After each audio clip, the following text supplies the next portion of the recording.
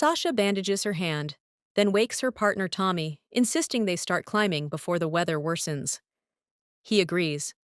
Before they move, she peeks out of the tent, taking in the breathtaking view of the troll wall. Soon after, they gear up for the tandem climb. Tommy remarks on the cold. As they begin scaling the mountain, aiming for the summit, Sasha slips partway through the climb. She regains her footing and tries again, while Tommy urges her to take it slow. After several failed attempts to get past a particularly difficult section, Tommy suggests they call it a day, noting that a storm is rolling in. Sasha, however, insists on giving it another try. Seeing the conditions worsen, Tommy firmly tells her they should head back down and return to their tent.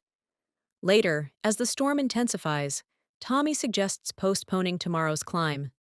Sasha brushes it off as just bad weather and asks what's really bothering him. He admits she sometimes pushes things too far. With a sigh, he says he doesn't know how many climbs he has left, then quickly adds that he still loves what they're doing, and her, but asks her to slow down instead of chasing one extreme after another. He then shares an old saying, "Luck is like anything else you take up a mountain. Eventually, it runs out." Sasha pushes back, asking if he really thinks his luck has run out halfway up a mountain. "My lucky compass is saying I shouldn't." "Oh my god, just stop that fucking compass." Tommy apologizes. As the storm grows stronger, they finally decide to descend. Sasha asks Tommy to promise that once the storm passes, they'll come back, finish the climb, and reach the summit. He agrees. Halfway down the mountain, rocks begin to fall around them. Tommy urgently tells Sasha to descend quickly, press herself against the wall, and keep her head down. Sasha secures herself to the rock, but suddenly more rocks rain down. He calls out, asking if she's secured a knot for his rappel. Sasha instinctively shouts yes, but when she glances down, she realizes she hasn't. Panic sets in. She tells him to hold on, but before she can fix it, rocks crash into him, knocking him off balance and leaving him unconscious.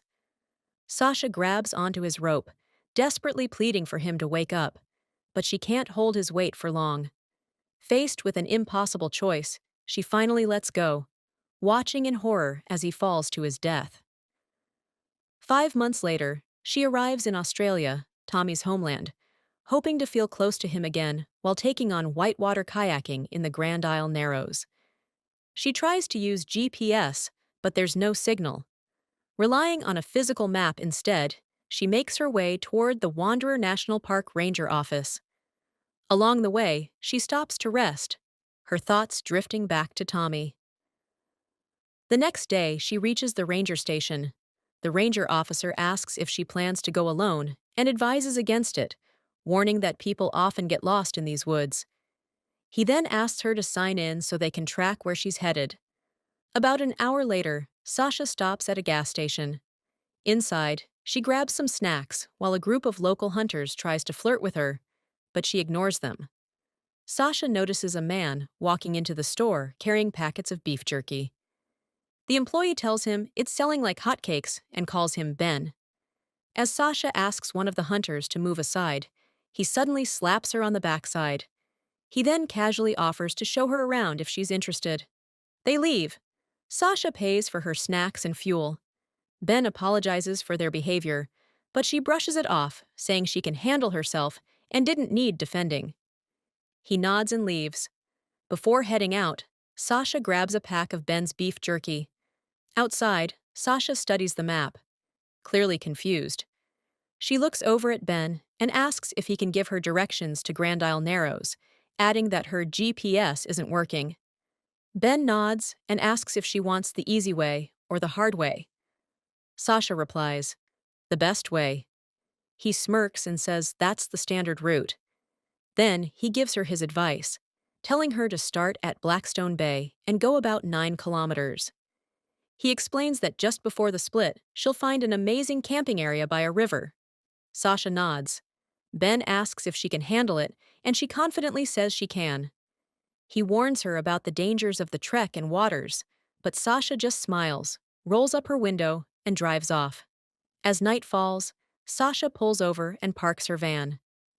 As she begins packing her belongings into the bag, the two hunters she encountered at the gas station arrive with several others. They try to strike up a conversation, offering her a beer, but Sasha ignores them and gets back into the van. Hours pass as the men drink, laugh, and dance nearby, while Sasha eventually falls asleep. The next day, she sets out in her canoe, kayaking through strong currents with steady control. After a while, she pauses briefly to relax before continuing toward Blackstone Bay. Once there, she sets up her tent and hangs her bag high in a tree to keep it safe from wild animals. She pulls out Ben's beef jerky, takes a bite, and is pleasantly surprised by how much she likes it. The following morning, Sasha wakes up, steps out of the tent, and realizes her bag is gone. Frustrated, she sighs and heads back toward her tent, but stops when she notices a snake inside hissing at her. She backs away. She returns to her canoe. Just a few paddles in, she spots a blue canoe nearby. Curious, she decides to investigate. She heads deeper into the dense forest.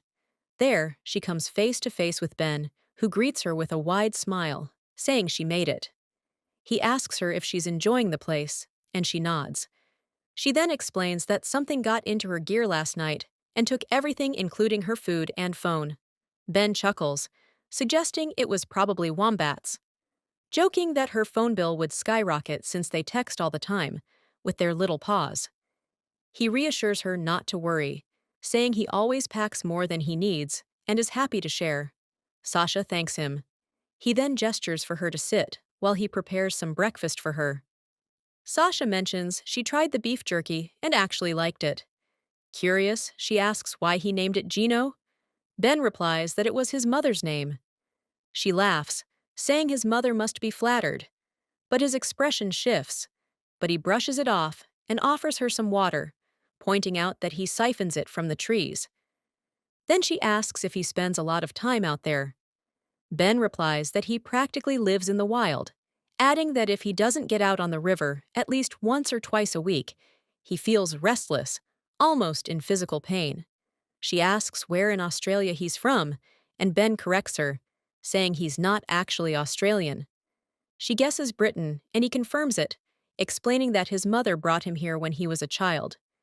He then asks how long she's been kayaking. He hands her a plate of food. She accepts it and tells him that she is done with mountains. Ben assumes it's because of a breakup, that her boyfriend kept the mountains while she took the rivers.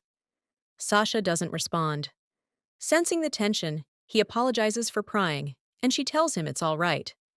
She then mentions to Ben that the hunters from the gas station showed up at her campsite the other night and suspects they were messing with her. Ben nods, saying she handled it perfectly.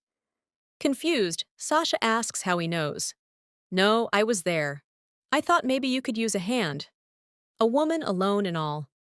Not the case, though, clearly. He adds that he knew she was special the moment they met, just like his mother. Unsettled, Sasha says she should get going, but Ben stops her. That's when she notices something chilling, a bracelet that belonged to Tommy. Ben casually says he liked it and asks if she wants it back. Then he tells her to wait and tosses her bag out from his shelter. He then steps out, holding a crossbow and a speaker. He plays a song and calmly explains that he's restocked her supplies, but removed her phone. He casually tells her that she has until the end of the song to get as far away from him as possible. Snapping out of it, Sasha grabs the bag and runs. She reaches her canoe and pushes off into the river. Moments later, the song ends. She paddles frantically, letting the current carry her. During the fall, she crashes into a rock and hits her head. She surfaces just in time to see her canoe drifting away. Clinging to her bag, she pulls herself onto the rocky bank. After catching her breath, she forces herself to keep moving. Suddenly, she hears voices nearby. Calling out for help, she climbs toward the sound, only to discover it's a recording. A crossbow bolt suddenly whizzes past her, barely missing. She runs with Ben close behind. Another shot hits her in the leg, but she keeps going despite the pain. He fires again, striking her bag and knocking her off balance. She slips, slides down the slope, and falls back into the river. The current sweeps her into a narrow gorge. Later, battered and exhausted, Sasha examines the wound on her leg. She checks the phone. It's broken. Then she changes into a clean shirt, eats some chocolate, and drinks water. She notices her pepper spray and keeps it within easy reach. Moments later, Sasha takes off running, determined to put as much distance as possible between herself and Ben. She glances up at the uneven rocks above and climbs upward. Reaching the top, she finally exhales the breath she's been holding. She pulls out a pair of binoculars from her bag and scans the area, spotting Ben's canoe in the distance. She looks around cautiously and then suddenly sees him. Instinctively, she hides. When she dares to look again, he's staring right at her, smiling. Sasha quickly climbs back down and hides, waiting several tense minutes. Once everything seems quiet, she carefully makes her way up again. In the distance, she spots Ben and his canoe not far from him. Realizing this might be her only chance to escape, she decides she has to reach it. Moving as quietly as possible, she sneaks toward the canoe and tries to untie it, but the rope is tightly secured. As she struggles with it, her foot suddenly snaps into a hidden bear trap. Her scream echoes through the forest. Hearing her, Ben rushes toward her, laughing maniacally. He grabs the chain and pulls her closer. Thinking fast, Sasha pulls out her pepper spray and sprays it directly into his face. He screams in pain, staggering back. Sasha tries to grab his crossbow, but he yanks her away before she can. She raises the spray again, but he orders her to throw it toward him. Ben then frees her from the trap. Shaken and angry, Sasha asks if he thinks this is some kind of game. Ben calmly replies that it isn't. It's a ritual. Later, he offers her some fruit. Disgusted, she tells him there's something seriously wrong with him. Ben defends himself, saying he gave her a choice earlier: the easy way or the hard way. That night, as rain pours down, Ben casually talks about how rituals are important, that they ground people and remind them who they are. He then asks her if she knows that some tribes file their teeth into sharp points. The next morning, Sasha demands to know where he's taking her. He says he'll explain later, then reveals that he got her name from the ranger's register and looked her up. She insists it was an accident, but Ben counters, saying he read that Tommy was highly experienced and had completed dangerous climbs. Sasha simply replies that sometimes things just happen. As Ben talks, Sasha notices a metal hook, something she could use as a weapon. Ben casually asks whether Tommy's funeral was hot or cold. She replies that he was cremated. "So did you come here to scatter his ashes?" Realizing what she's about to do, Ben shoves her into the river. Later, he pulls out a harness and hands it to her. Confused, she asks why. He tells her they need it to climb down. Sasha follows him deeper inside. Soon a foul stench fills the air. Then she sees it: bodies hanging from above, lifeless and decaying. Ben casually explains that some tribes believe consuming their prey captures its spirit. There are native tribes that say to capture the spirit of your prey, you have to consume its liver. The trick is finding spirit worth capturing, I suppose. You remember the Carters from the video? They didn't put out much of a fight. Not like you. Horrified, Sasha realizes what he's been doing. The beef jerky he makes comes from his victims. Sasha panics, but Ben calmly reassures her that everything is all right. She tells him she can sense he's been through something terrible before, that people have hurt him, and she quietly apologizes for what he went through. He pauses briefly, then shows her his sharpened teeth. Then he runs off. Shaken, Sasha looks around and spots a photograph. Suddenly, Ben reappears, grabs her, and hoists her up, binding her in place. He opens a container and casually explains that it's his homemade salt brine, the perfect tenderizer for his beef jerky. She asks if the woman in the photo is his mother, saying he looks just like her. Ben nods and softly replies that she used to say, "Jenno loves Benno." With a distant, almost tender tone, he tells Sasha that his mother was special because she was the first. He adds that now she's always with him. Then he hugs Sasha, saying he'll keep her with him too. Sasha bites his ear. Screaming in pain, Ben falls back. He tries to drag her with the rope, but she fights back. She jumps into the river, with Ben following closely behind her. The current grows violent, pulling them toward a waterfall. Ben is knocked unconscious, his rope snagged on a branch. Sasha struggles to free herself but can't. Realizing she has no choice, she dives back into the water and frees his rope. Sasha tries to break free from the restraints, but Ben regains consciousness.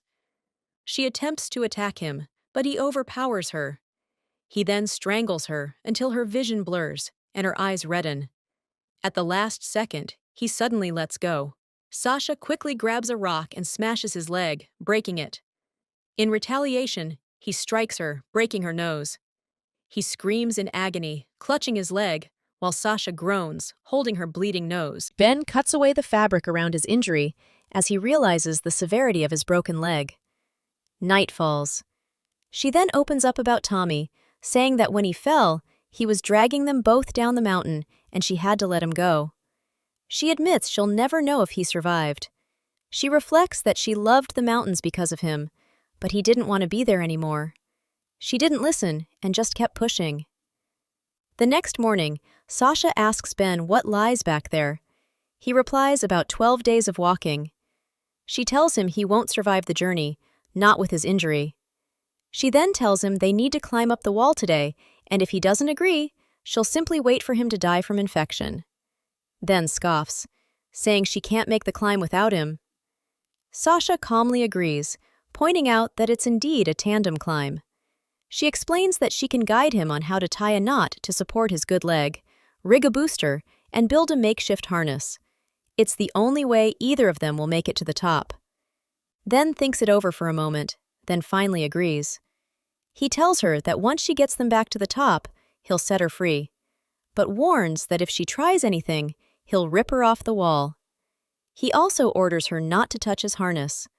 Sasha begins the climb carefully.